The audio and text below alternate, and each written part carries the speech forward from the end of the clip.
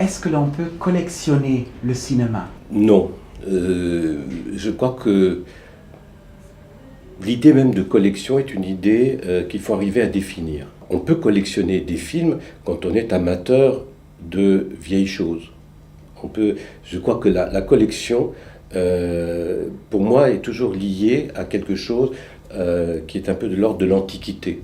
C'est-à-dire, on ramasse des antiquités. Bon. Moi, je ne suis pas du tout un ramasseur d'antiquités. Ce que j'aime dans la vie, c'est les projets. C'est le monde en mouvement. C'est l'évolution. Et à ce moment-là, justement, on ne peut pas collectionner des films puisqu'on veut les fabriquer. La différence entre un collectionneur et tout le travail que je fais, qui est un travail d'éditeur, c'est que le collectionneur, la plupart des collectionneurs que je connais, sont des gens égoïstes. Ils le font pour eux. Ils le font ils prennent les choses pour se les approprier, avec pas de grande volonté de redistribution.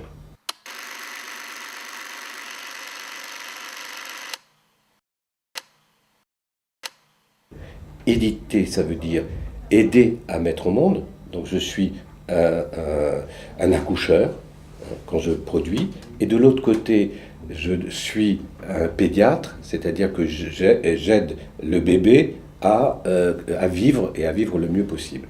Et par contre, je ne suis pas la mère, alors que j'étais dans une position où j'étais la mère. Les créateurs, avec leurs œuvres, construisent une maison, une grande maison, que ce soit une maison de film, ou une maison de peinture, ou une maison de livres, etc. Parfois, c'est des maisons où il y a de tout.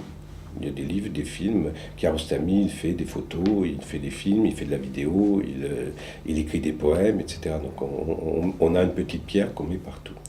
Et donc, pour construire ces maisons, il faut effectivement avoir des pierres. Et donc, à chaque fois, on met une pierre et on rajoute une pierre à cette maison commune. Alors, parfois, c'est des petites pierres. Parfois, des plus grosses pierres qui tiennent beaucoup plus la maison, mais c'est cet ensemble-là qui fait tenir la maison. Et moi, ce qui m'a toujours passionné, ce que j'ai toujours eu envie, c'est participer à la construction de cette maison. Et cette maison, elle est faite de pierres. Donc c'est un projet commun, avec des pierres individuelles dans un projet commun. Et ça, c'est extrêmement passionnant, si vous voulez. C'est un rapport.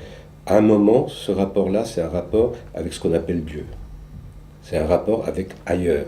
C'est un rapport avec ce qu'il y a de mieux et de plus, ce qu'il y a de plus beau, à mon avis, dans l'homme, c'est-à-dire sa capacité de construire des utopies, des rêves, des ailleurs, des choses qui font qu'il s'agrandit, si vous voulez. Il construit quelque chose au lieu de détruire.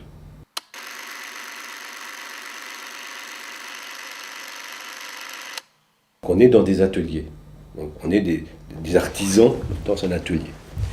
Et on fait des films, produit des films, donc dans cette cohérence, dans cette recherche des auteurs qui apportent leurs pierres dans cette maison. On fait des pierres, et puis le reste sert aussi à faire tenir la maison. À mettre le toit, etc., etc. Et donc c'est la distribution, c'est les salles, c'est le catalogue de films, c'est tout le travail d'édition DVD, c'est tout le travail qui est fait autour de ça.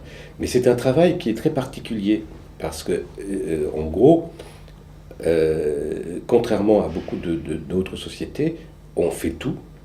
Donc on est intégré, ce qu'on appelle, on est une entreprise intégrée, mais dont la base, c'est la production. Et l'intégration se fait par rapport à la production.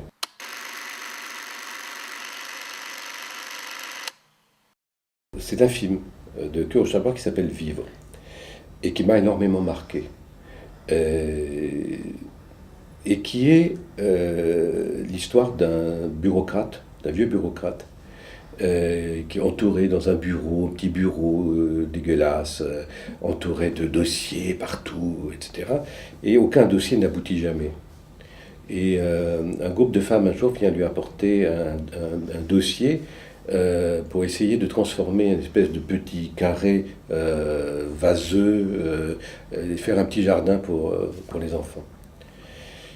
il apprend qu'il a un cancer et il se rend compte qu'il n'a jamais vécu. Il n'a jamais rien fait de sa vie. Et il essaye tout.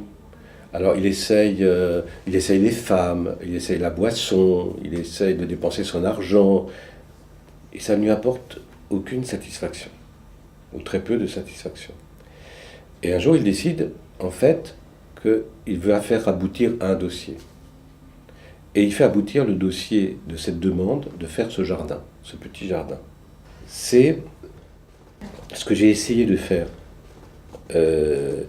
par rapport au cinéma, essentiellement, c'est de faire ce jardin.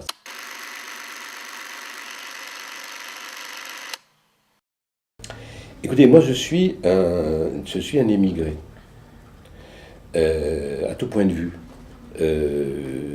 J'ai émigré physiquement, d'ailleurs j'ai appris le français tardivement, et ça m'a amené à être à vivre en émigré, c'est-à-dire avec la nécessité de partir à tout instant. Donc ça veut dire qu'il faut relativiser très sérieusement la notion de possession. Je considère que moins on possède, mieux on se porte. Plus on possède dans sa tête, plus on a des choses sur soi, et qu'on puisse partir avec ce qu'on a, là, dans ses poches, surtout dans sa tête, dans son cœur, etc. Et donc si le cœur est bien rempli, la tête est bien remplie, le reste, ça n'a vraiment pas d'importance. Dans un premier temps, j'ai besoin de vivre avec. C'est plus beau. Pas de posséder. Ça m'est égal.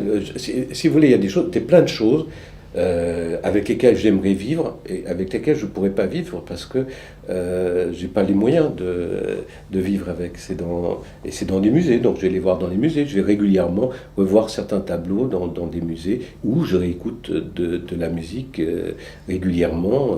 La même œuvre, je peux l'écouter tous les jours éventuellement, puis je la découvre à chaque fois. Bon. Donc, par exemple, d'une photo, ce qui déclenche chez moi l'envie, c'est de vivre avec, c'est de la voir sous les yeux et de lui dire bonjour tous les matins. Et moi, je vis avec mes œuvres, ce ne sont pas dans des stocks, etc. Et je vais les saluer le matin, donc je fais le tour et bonjour monsieur, bonjour madame, bonjour un tel, est-ce que vous allez bien? Je vais leur parler. Bon. Donc, ça, c'est le premier besoin. Puis après, vient le fait que moi, je possède des films, je possède des droits. Hein, bon. Je possède ces droits, mais pour pouvoir faire d'autres droits. Vous voyez, si c'est posséder des droits pour posséder des droits et vivre sur mes rentes, je pourrais, mais ça servirait à quoi? Oui, j'aurais honte. C'est pas, ça serait vraiment trahir mon point de départ, qui était de faire certains types de films. Donc, posséder Chaplin ou posséder Truffaut, posséder Bresson, posséder René, d'accord, je peux très très très bien en vivre, hein. Beaucoup mieux que maintenant. Mais ce qui m'intéresse, c'est que ces films-là, ces auteurs-là me permettent de faire des choses nouvelles. Donc si vous voulez, c'est comment l'ancien fait du nouveau.